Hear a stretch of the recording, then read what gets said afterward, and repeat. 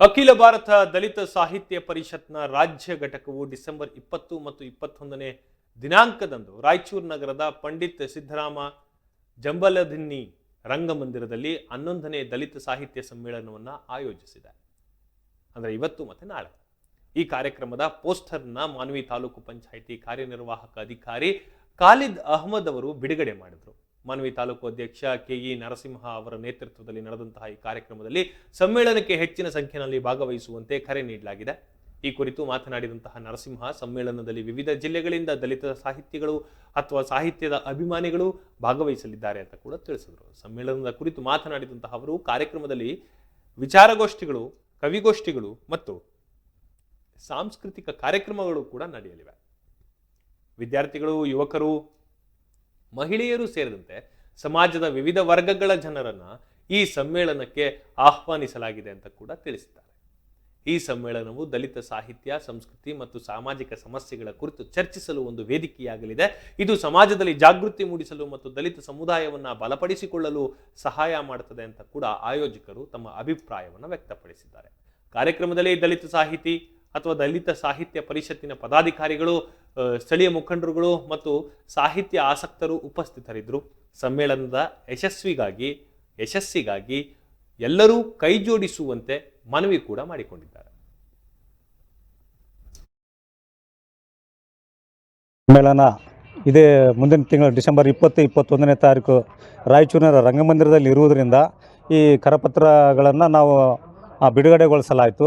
ಈ ಕರಪತ್ರವನ್ನು ನಾವು ತಾಲೂಕು ಪಂಚಾಯತಿ ಅಧಿಕಾರಿಗಳಾಗಿರ್ತಕ್ಕಂಥ ಖಾಲಿದ್ ಸಾರ್ ಅವರಿಂದ ಇವತ್ತಿನ ದಿವಸ ಈ ಕರಪತ್ರವನ್ನು ಬಿಡುಗಡೆಗೊಳಿಸಲಾಯಿತು. ಈ ಸಂದರ್ಭದಲ್ಲಿ ಆಗಮಿಸಿರ್ತಕ್ಕಂಥ ಎಲ್ಲ ಪದಾಧಿಕಾರಿಗಳು ಕರಪತ್ರದಲ್ಲಿ ಬಿಡುಗಡೆಯ ಒಂದು ಸಂದರ್ಭದಲ್ಲಿ ಭಾಗವಹಿಸಿ ಕಾರ್ಯಕ್ರಮಕ್ಕೆ ಒಂದು ಅಧಿಕಾರಿಗಳಿಂದ ಚಾಲನೆ ಸಿಕ್ಕಿತು. ನಂತರದ ದಿನಗಳಲ್ಲಿ ಈ ಕರಪತ್ರಗಳನ್ನು ನಾವು ಎಲ್ಲ ಇಲಾಖೆಗಳಲ್ಲಿ, ತಹಸೀಲ್ದಾರ್ ಇಲಾಖೆ, ಬೇರೆ ಬೇರೆ ಇಲಾಖೆಯ ಅಧಿಕಾರಿಗಳಿಗೂ ಕೂಡ ನಾವು ಕರಪತ್ರಗಳನ್ನು ಮುಟ್ಟಿಸುವುದರ ಮುಖಾಂತರ ಕಾರ್ಯಕ್ರಮದ ಬಗ್ಗೆ ಜಾಗ್ರತೆ ಹೆಚ್ಚಿನ ಪ್ರಮಾಣದಲ್ಲಿ ಕೈಗೊಳ್ಳುತ್ತೇವೆ ಅಂತಕ್ಕಂಥ ಮಾತನ್ನು ನಾನು ಈ ಸಂದರ್ಭದಲ್ಲಿ ಹೇಳಿಕ್ಕೆ ಬಯಸ್ತಾ ಇದ್ದೇನೆ. ಆ ನಂತರ ಈ ಪತ್ರಿಕಾ ಮಾಧ್ಯಮದವರು ಈ ಒಂದು ಕಾರ್ಯಕ್ರಮಕ್ಕೆ ರಾಯಚೂರಿನಲ್ಲಿ ಏನಂತಂದ್ರೆ ಯಾವ್ಯಾವ ಭಾಗದಿಂದ ಯಾವ್ಯಾವ ಜಿಲ್ಲೆಯಿಂದ ಭಾಗವಹಿಸ್ತಾರೆ ಸರ್? ಇದು ಅಖಿಲ ಭಾರತ ದಲಿತ ಸಾಹಿತ್ಯ ಸಮ್ಮೇಳನ ಆಗಿರುವುದರಿಂದ ರಾಜ್ಯದ ಎಲ್ಲ ಜಿಲ್ಲೆಗಳಿಂದ ಸಾಹಿತ್ಯಾಸಕ್ತರು, ಚಿಂತಕರು, ಎಲ್ಲ ಬುದ್ಧಿಜೀವಿಗಳು ಈ ಒಂದು ಕಾರ್ಯಕ್ರಮಕ್ಕೆ ಆಗಮಿಸ್ತಾರೆ ಅಂತಕ್ಕಂಥದ್ದು ನನ್ನ ಮಾತು. 11ನೇ ಅಖಿಲ ಭಾರತ ದಲಿತ ಸಾಹಿತ್ಯ ಸಮ್ಮೇಳನ ಮುಂದಿನ ತಿಂಗಳ ಡಿಸೆಂಬರ್ 20-21ರಂದು ನಮ್ಮ ರಾಯಚೂರು ಜಿಲ್ಲೆ, ಅದರಲ್ಲಿ ಸಿದ್ದರಾಮ ಜಂಬಲದಿನ್ನಿ ರಂಗಮಂದಿರದಲ್ಲಿ ನಡೆಯಲಿದೆ. ಹಾಗಾಗಿ ಈ ಒಂದು ಎಲ್ಲ ದಲಿತ ಪರ ಹೋರಾಟಗಾರರು, ಸಂಘ ಸಂಘಟನೆದವರು ಮತ್ತು ಸಾಹಿತ್ಯಾಸಕ್ತರು, ಕಲಾವಿದರು ಎಲ್ಲರೂ ಆ ಒಂದು ಸಮ್ಮೇಳನದಲ್ಲಿ ಭಾಗವಹಿಸುವ ಮೂಲಕ ಆ ಸಮ್ಮೇಳನವನ್ನು ಯಶಸ್ವಿಯಾಗಿ ಗೊಳಿಸಬೇಕಾಗಿ ತಮ್ಮಲ್ಲಿ ಈ ಮೂಲಕ ನಾನು ವಿನಂತಿಸಿಕೊಳ್ತೇನೆ.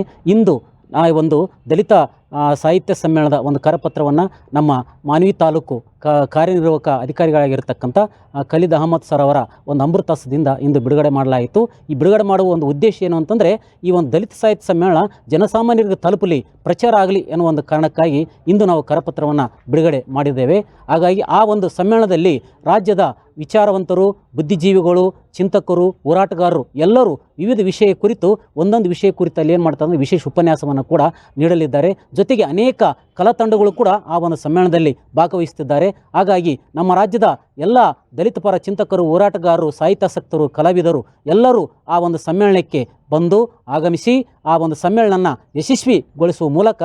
ಯಶಸ್ವಿಗೊಳಿಸಬೇಕಾಗಿ ತಮ್ಮಲ್ಲಿ ಈ ಮೂಲಕ ನಾನು ವಿನಂತಿಯನ್ನು ಮಾಡಿಕೊಳ್ಳುತ್ತೇನೆ. ಕರ್ನಾಟಕ ದಲಿತ ಸಾಹಿತ್ಯ ಪರಿಷತ್ತು ವತಿಯಿಂದ 11ನೇ ಸಾಹಿತ್ಯ ಪರಿಷತ್ತು ರಾಯಚೂರು ಜಿಲ್ಲೆಯಲ್ಲಿ ನಡೆಯುವುದರಿಂದ ಈ ಒಂದು ಸಾಹಿತ್ಯ ಪರಿಷತ್ತಿನ ಸರ್ವ ಸದಸ್ಯರಾದ ಜಯದೇವ್ ಗಾಯಕ್ವಾಡ್ ಅವರನ್ನು ಆಯ್ಕೆ ಮಾಡಲಾಗಿದೆ.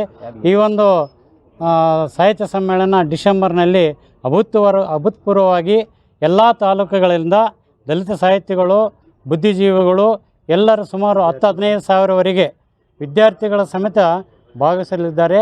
ಈ ಸಾಹಿತ್ಯ ಸಮ್ಮೇಳನವನ್ನು ಯಶಸ್ವಿಗೊಳಿಸಲು ತಾಲೂಕು ಕಾರ್ಯನಿರ್ವಹಣಾ ಅಧಿಕಾರಿಗಳಿಂದ ಕರಪತ್ರಗಳನ್ನು ಇಂದು ಬಿಡುಗಡೆಗೊಳಿಸಿ ಎಲ್ಲ ಇಲಾಖೆಗಳು, BO ಆಫೀಸ್ ಆಗಲಿ, ತಹಸೀಲ್ ಆಫೀಸ್ ಆಗಲಿ ಮತ್ತು ಸೋಷಲ್ ವೆಲ್ಫೇರ್ ಡಿಪಾರ್ಟ್ಮೆಂಟ್ ಆಗಲಿ ಎಲ್ಲ ಇಲಾಖೆಗಳಿಗೆ ಈ ಕರಪತ್ರಗಳನ್ನು ವಿತರಿಸಿ ಮತ್ತು ನೌಕರರನ್ನು ಭಾಗವಹಿಸೋದು, ದಲಿತ ಆಸಕ್ತಿಗಳು ಗ್ರಾಮದಲ್ಲಿ ನಮ್ಮ ಮಾನ್ವಿ ನಗರದಲ್ಲಿರ್ತಕ್ಕಂಥ ದಲಿತ ಆಸಕ್ತಿಗಳು ಮತ್ತು ಗ್ರಾಮಗಳಲ್ಲಿರ್ತಕ್ಕಂಥ ದಲಿತ ಸಾಹಿತಿಗಳು ಎಲ್ಲರನ್ನು ಭಾಗವಹಿಸಲು ಯಶಸ್ವಿಗೊಳಿಸಲು ಎಲ್ಲರಲ್ಲಿ ನಾವು ಮನವಿ ಮಾಡ್ಕೊಳ್ಳೋದು.